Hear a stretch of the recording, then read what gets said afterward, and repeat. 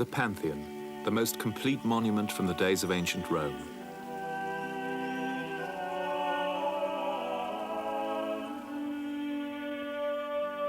The Pantheon, Temple of the Gods. In 1520, the artist Raphael was buried here, the first man in modern times to choose the Pantheon as his own memorial. When Raphael died, he was only 37, at the height of his creativity and the peak of his fame. The story was told that the Pope himself wept at the news of this sudden death.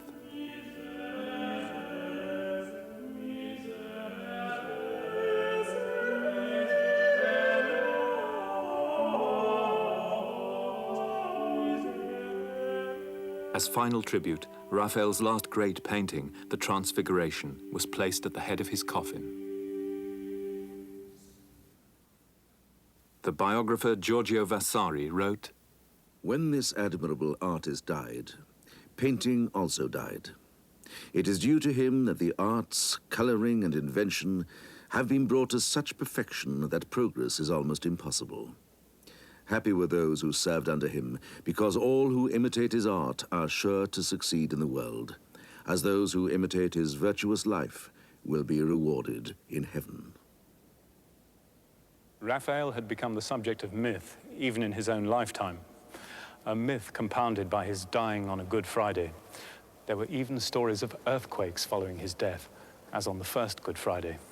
And the myth perhaps helps to understand why it was possible for him to be buried here. But his own motives come out clearly in his will, in which he leaves money for the restoration of this most perfect survival from the Roman world, desiring to be immortalized within the very fabric of antiquity which he had helped bring back to life, at once defining his aims as an artist and his status. The status of artists had grown during the 14th and 15th centuries, but now suddenly we find them compared with princes. In writers as different as Castiglione, Aretino, and Vasari, we find not only their works, but even their private lives, the subject of serious consideration.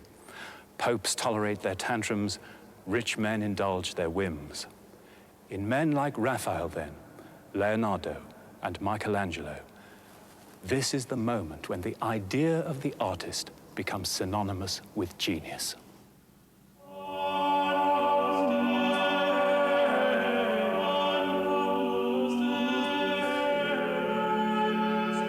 In Raphael's Transfiguration, we see the revolution in painting that he had helped to create.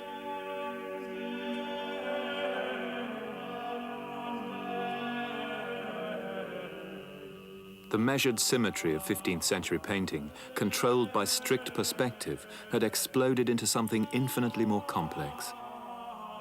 Colors had become more brilliant and various, glowing from out of shadow. Gestures had become more expressive. The individuality of the figures had become dramatized by their inner emotions.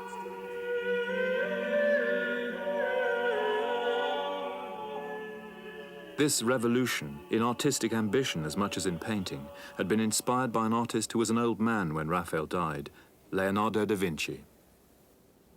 Though he was equally mythologized, Leonardo's long career was very different from the starry successes of Raphael.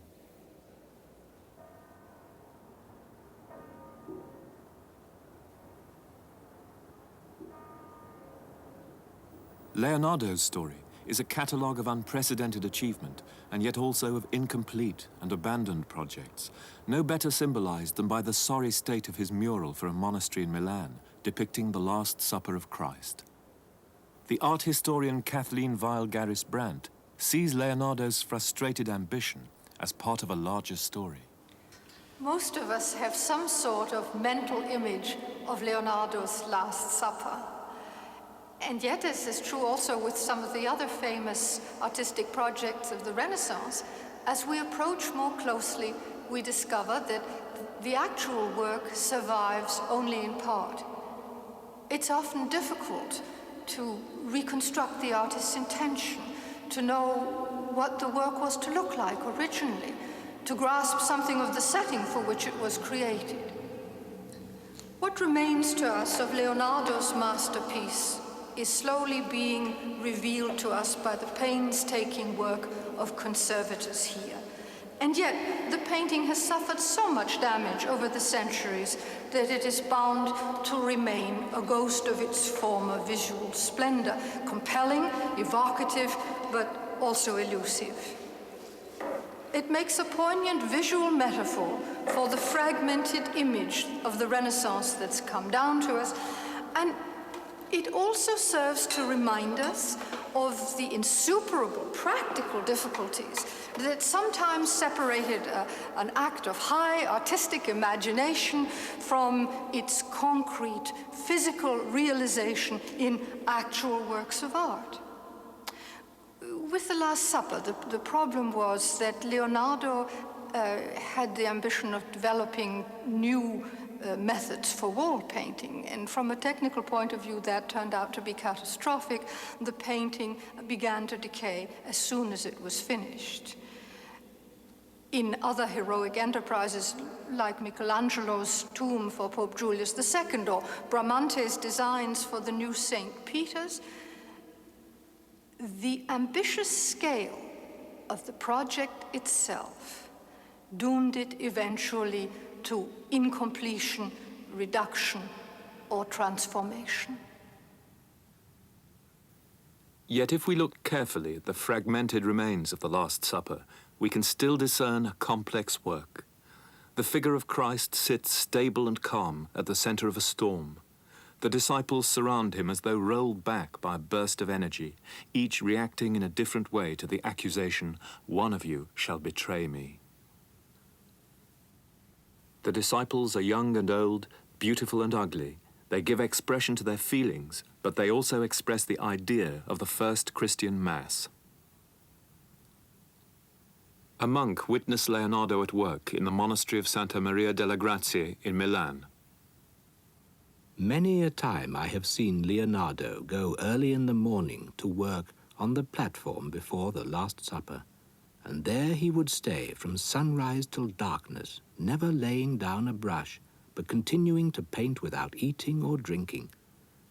Then 3 or 4 days would pass without his touching the work, yet each day he would spend several hours examining it and criticizing the figures to himself.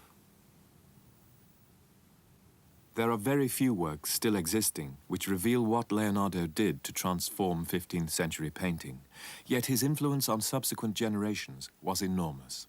One of his final paintings, The Virgin and St. Anne of 1507, reveals some of the qualities which made him so influential. St. Anne holds her virgin daughter Mary on her lap as the infant Christ reaches for the Lamb of God. Leonardo organized these figures into a pyramid of intertwined gazes, gestures, and forms. He veiled the figures and the landscape beyond them in a soft atmospheric haze. Muted colors glow out of darkness. The effect is lifelike, yet beyond life, an image of idealized beauty and transcendent love.